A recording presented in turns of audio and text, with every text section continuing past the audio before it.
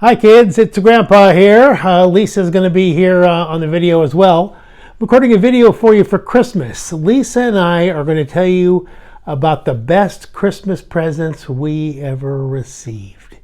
So that's what the video is going to be about for this Christmas Eve. And it's going to get started. Lisa's going to come on next and tell her story.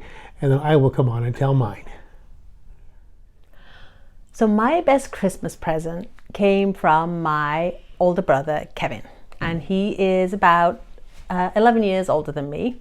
So I was probably maybe 7 or 8, I think, when I got this present. And so he would have been a grown man, maybe 18 or 19. And he had a job, went to work every day, and he had a motorcycle. And so he would go to work on his motorcycle and come home in the evenings. So this particular Christmas, what I wanted for Christmas was a Barbie doll. And my friend had one, and I really wanted one.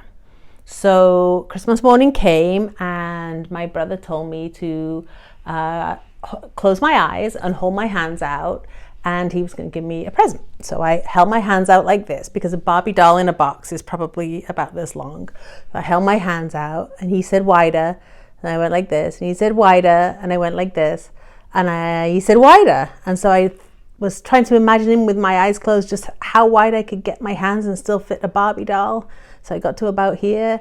He said, no, wider, wider. So I held them out and I waited, and he put my gift in my hands, and I almost fell over, because it literally fell over, because it was the most enormous teddy bear I've ever seen in my life. It was probably maybe 4 feet tall, big teddy bear with big head, big ears, and I loved him. I named him Albert, and I had him for a long, long time. But the best thing about the story is that my brother bought the teddy bear for me and brought it home strapped to himself on the back of his motorcycle.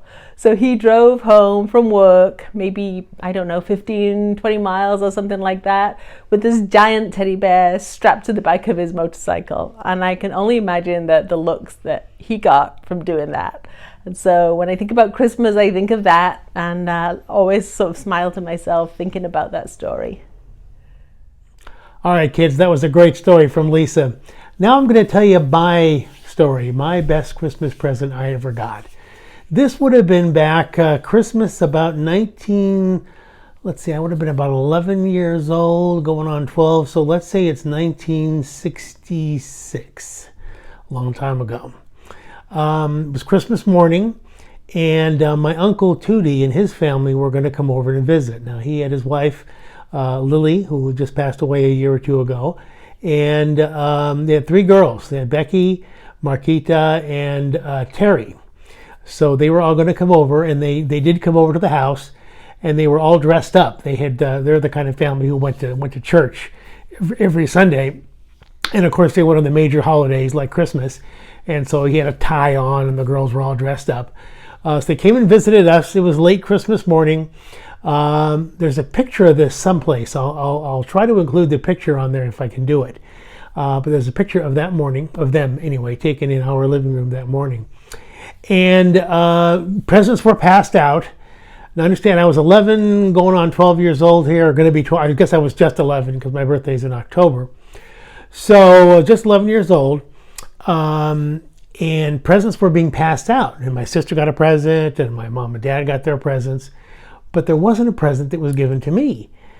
And so I started to get a little emotional about this, but I was too old, you're in double digits now, definitely too old to cry about it. But I was feeling like I kind of wanted to cry. I felt pretty bad about this because they forgot me. And my uncle was standing there, and he was so dressed up. I forgot to mention this. He was all dressed up in a tie and a sweater and then a jacket over that. And in his jacket, the jacket pocket of his suit, he had a little Christmas bow there, a very festive little Christmas bow attached to his suit. So back to the story. I'm feeling kind of bad here, and I'm fighting back tears. I'm too old to cry. I'm a man now, but I'm feeling bad about this, and I'm tearing up here. So you know what that's like. It's just you got the look on your face, but you're fighting it. So my uncle, my favorite uncle, he comes over to me and he bends over and he whispers in my ear and he says, "Do you think I forgot you?" And he pulls on a little package out of his pocket that bow was attached to. And what it was a watch. It was a pocket watch, I think from Sears. I'll try to find a picture of one. This little pocket watch from Sears, little wind-up thing. I don't have the watch anymore, and I didn't have it for a long time after that. Boys of that age are hard on clocks. But that doesn't matter, because as with Lisa's story, the very best Christmas present that I got, like the very best Christmas present that Lisa got, is not the thing, but the memory of Christmas.